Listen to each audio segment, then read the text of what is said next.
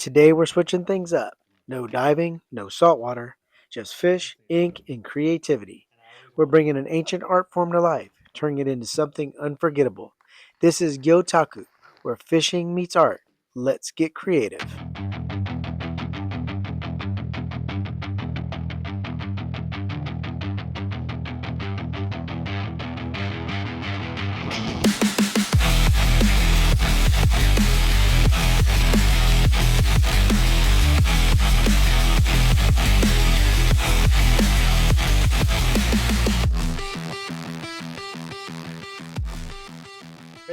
Hey guys, welcome back to Blowing Bubbles with Tazz and Courtney.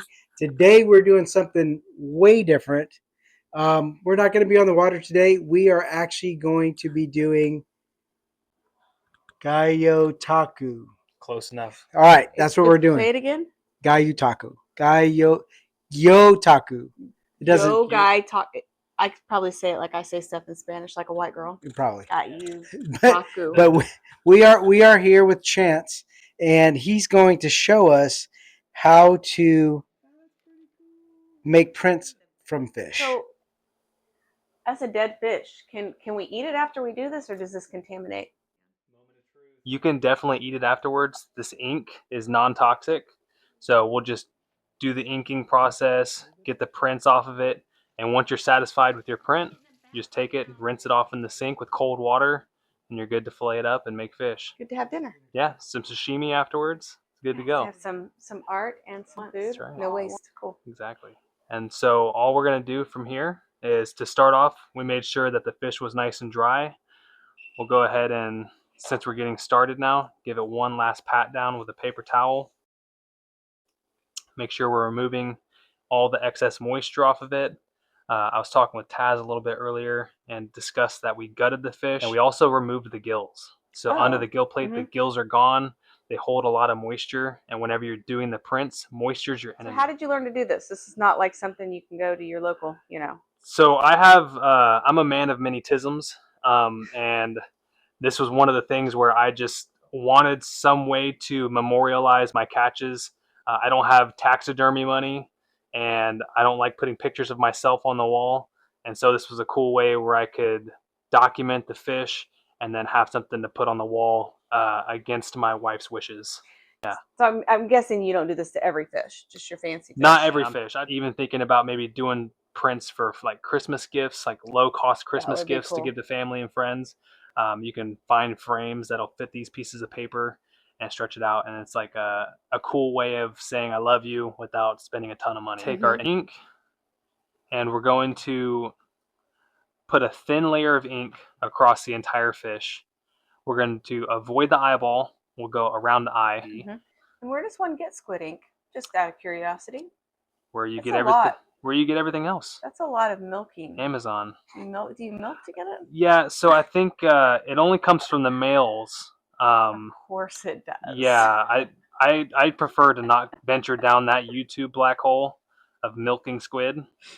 So we'll just come up here, and you can. What I like to do even too, I didn't mention it, is just give like a little bit of an opening to the mouth, so it's not just a sharp point. In there?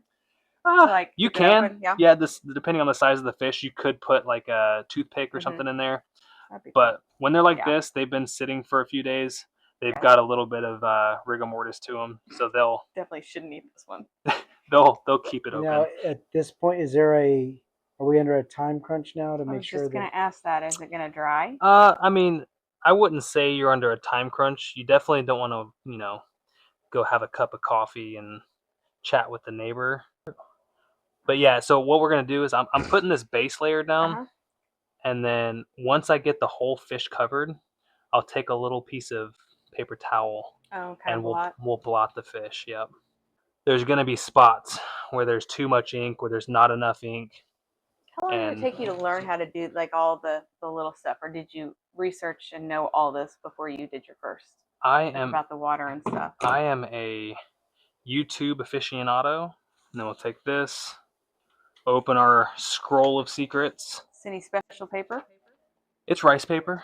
Okay. And nothing crazy. Just some rice paper off of Amazon, and then we're gonna lay it down, and we're going to gently massage the fish, starting here. And you see, you can already see some spots where there's heavier ink. Unfortunately. So that's in your spare time. Should be fine for our first print. The first one's always the worst. So however many till you're satisfied, and then you just peel it up. Here we go. Hold it up, Chance, and see it. No way. All right, Courtney. We're doing kindergarten stuff today. Here we go, guys. So now Courtney is going to print a fish herself. Oh, she's got it. She's going to be an expert at this now. And just remember, more is less, or less is more. Less is more. Yeah. So I blotted it all. Okay. I want to be in some so I can do a lot of things. Art has never been my. Yes, I feel. And how far do you go on his back? Just as far as you're going to paper. Yeah, I'd say mid body is fine. Don't go any further than what the dorsal fin would go if you were to draw a line on. I don't know. Yeah, that's better. How's that? How did I do? Perfect. Looks good. Yep. Okay, and then just get you a piece of paper towel and blot. And you're just looking for the shiny spots for the blot? Yeah, I'd blot the whole thing. How am I doing? Good. Now just work your way down the tail and call it.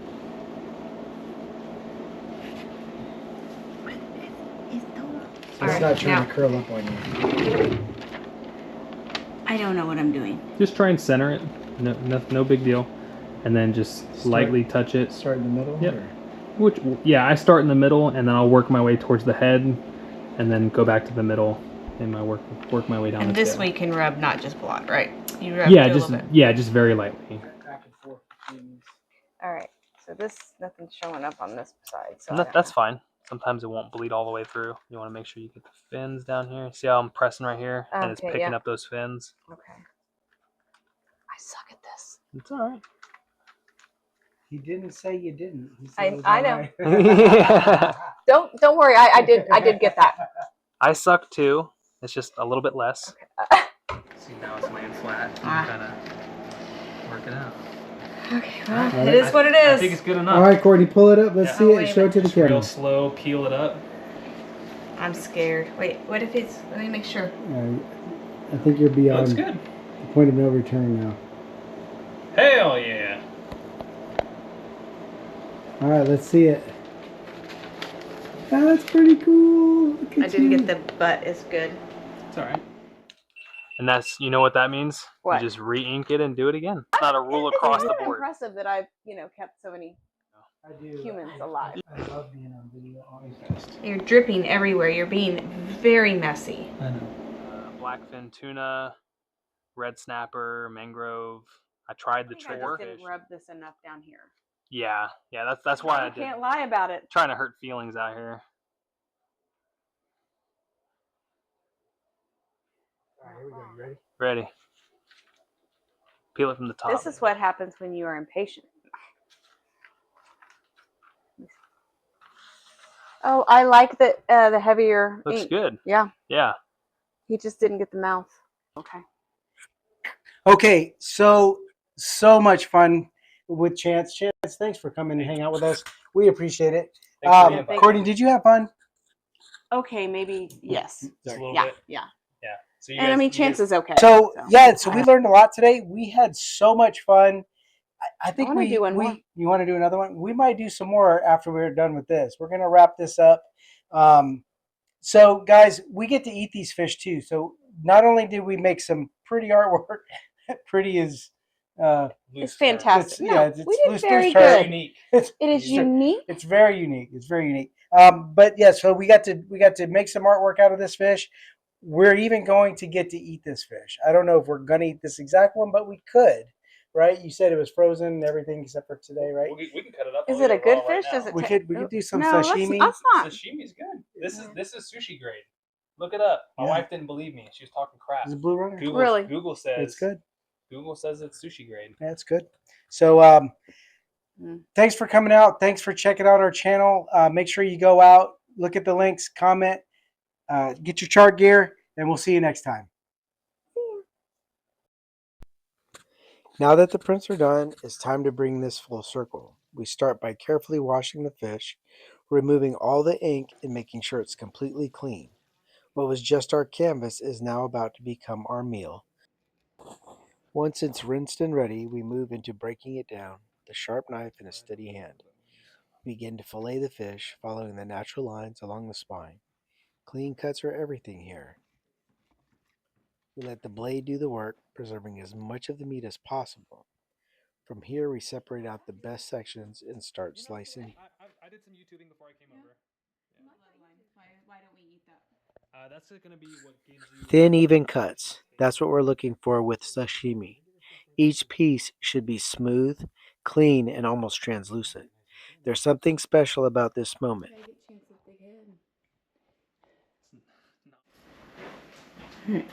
And now you're just gonna eat it like that. just like that. And you're going to eat it just like that. Negative, Ghost Rider. You like sushi? That is never going to happen. Just minutes ago, this fish helped us create a piece of art, and now it's becoming part of a completely different experience. Fresh, simple, and real. From print to plate. That's what it's all about. All right, here we There go. we go. So there's one little piece there. I'm gonna go in. Oh, I'm gonna go in there. All right. From the ocean to the art table To the dinner table. to the dinner table. Doing pretty good. Yeah, it's good stuff. Yep. Let's get one more. One more.